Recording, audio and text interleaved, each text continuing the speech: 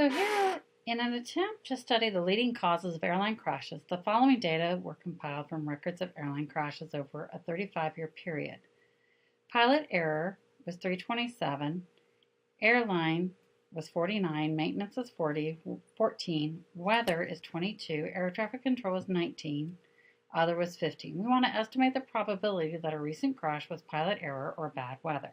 So when we're talking about it was or, this is where we're looking at the probability of A union with B, which equals the probability of A plus the probability of B. When we're talking about the probability of A, or we could be talking about the probability of B, we're looking at the number of outcomes, so number of outcomes, over the total outcomes. So when we're discussing our problem, we're looking at the probability of pilot error or the probability of bad weather. So this means we're going to have the probability of pilot error plus the probability of bad weather. So that means for the probability of pilot error, we're looking at 327 because that's the number of outcomes. And when we add all of our numbers together, we get 446.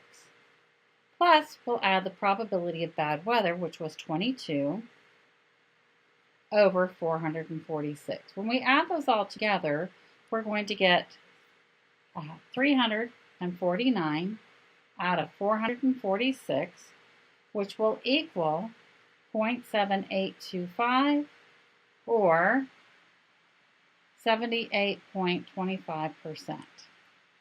Now, another way we can look at probabilities is with tree diagrams. And with this diagram, we are looking at the diagram and we're going to find A through F. So when we look at part A, we're looking at the probability of A. Now remember, the probability of A is we're not looking at finding it through these type of things, we're looking through the tree diagram. So we only have to follow A. And in our diagram, our numbers right here go with the lines that are next to us.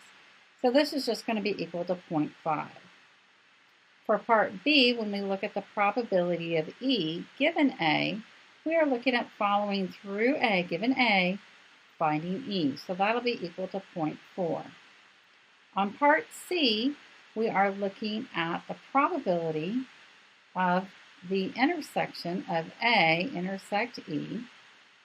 And when we're looking at that, this is going to be the probability of A times the probability of E given A, which are the two parts that we've already found here. So it's going to be 0.5 times 0.4, which will equal 0.20. Now, when we look at part D, we are trying to find the probability of E.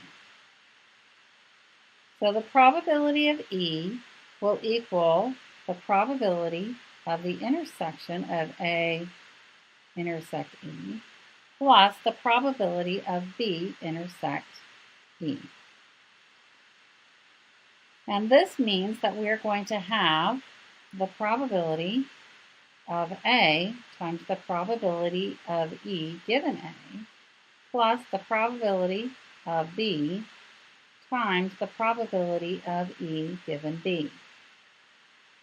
Now, we've already figured out what the probability of A times the probability of E given A. We have already found that. It is right here.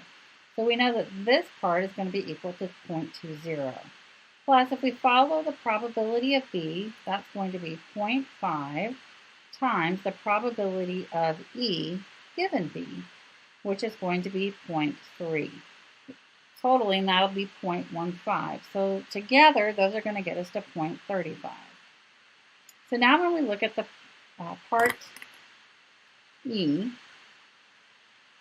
we're looking at part E is the probability, or does the probability of A intersect E So the probability of A intersect E equal to the probability of A times the probability of E. So A intersect E, we already know that is 0.20. And we want to know, does that equal the probability of A, which is 0.5, times the probability of E, which is 0.35. When we do the math, we get 20 is equal to 0.175. They do not equal each other, so the answer is going to be no. They do not equal each other. So part F is asking if they are independent, A and E. Well, if they're independent, these would equal each other, but because they don't, it is no because of part E.